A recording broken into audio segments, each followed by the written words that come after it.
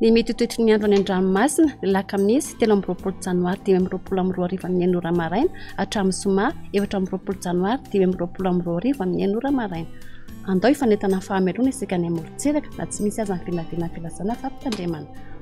Ho an'ny morontsiraka tsy nanana tanjony bombaomby hatrany amin'ny tanjona angotsy anorony tandrifin-drano mahalana avy atsimo ny rivotra ka ho sivatra amin'ny 20 kilometatra isan'ora atiny mpanonja nanonja-be ny ranomasina ahavon'ny onja ray hatramin'ny 2.10 metatra.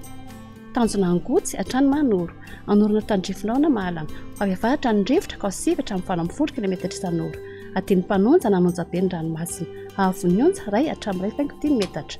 Manoro hatrany taolanaro anorona tandrifin-drano mety araiky kotroka avy avatra ny rivotra ka ho sivatra amin'ny 20 kilometatra isan'ora atiny mpanonja nanonja-be ny ranomasina ahavon'ny onja ray hatramin'ny 2.10 metatra.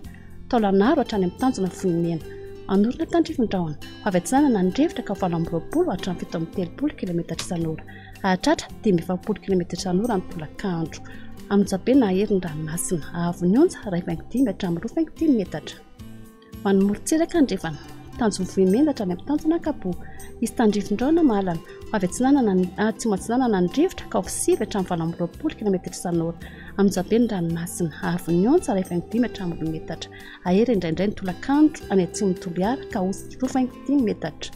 Tanjona kapoha hatrany amin'ny tanjona filanandro anoram-baratra mitsitokotoko avy avatra ny rivotra ka ho sivatra amin'ny 20 kilometatra isan'ora atiny mpanonja nanonja-be ny ranomasina ahavon'ny onja 4.10 hatramin'ny 2 metatra.